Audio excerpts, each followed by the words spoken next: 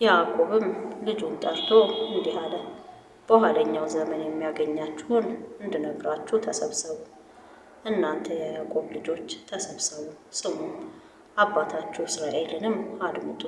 ሮቤል፣ አንተ በኩር ልጄና ኃይሌ የጉብዝናዬም መጀመሪያ ነህ፣ የክብር አለቃና የኃይል አለቃ፣ እንደ ውሃ የምትዋልል ነህ። አለቅነት ለአንተ አይሁን፣ ወደ አባት መኝታ ወጥተሃልና አረከስከው፣ ወደ አልጋዬም ወጣ። ስምዖንና ሌዊ ወንድማማች ናቸው፣ ሰይፎቻቸው የአመፃ መሳሪያ ናቸው። በምክራቸው ነፍሴ አትግባ፣ ከጉባኤያቸውም ጋር ክብሬ አትተባበር።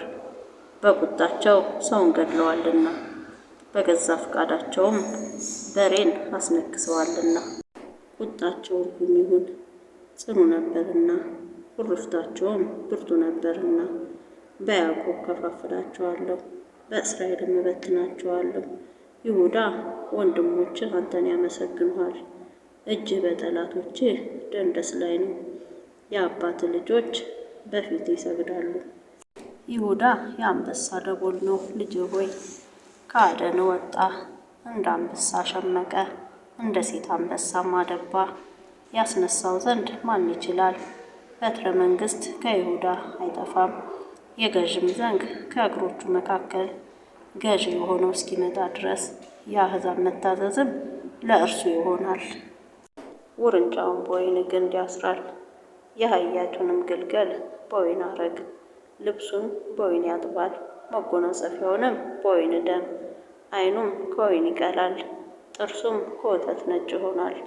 ዛብሎን በባህር ዳር ይቀመጣል፣ እርሱም ለመርከቦች ወደብ ይሆናል። ዳርቻውም እስከ ሲዶና ድረስ ነው። ይሳኮር አጥንተ ብርቱ አህያ ነው፣ በበጎች ጉሮኖ መካከል ያርፋል።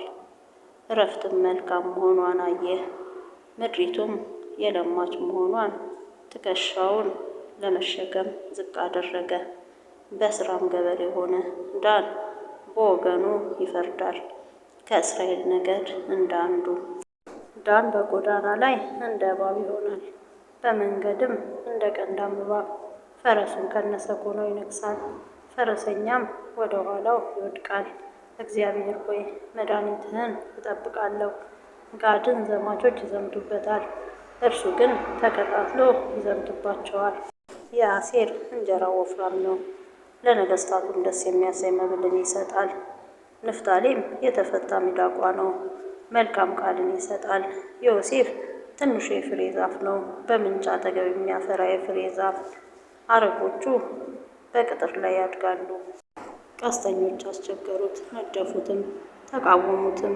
ነገር ግን ቀስቱ እንደ ጸና ቀረ፣ የእጆቹም ክንድ በያዕቆብ አምላክ እጅ በረታ። በዚያው በጠባቂው በእስራኤል አምድ በአባት አምላክ እርሱም የሚረዳ ሁሉንም በሚችል አምላክ እርሱም የሚባርክህ በሰማይ በረከት ከላይ በሚገኝ በጥልቅም በረከት ከታች በሚሰራጭ በጡትና በማኅፀን በረከት።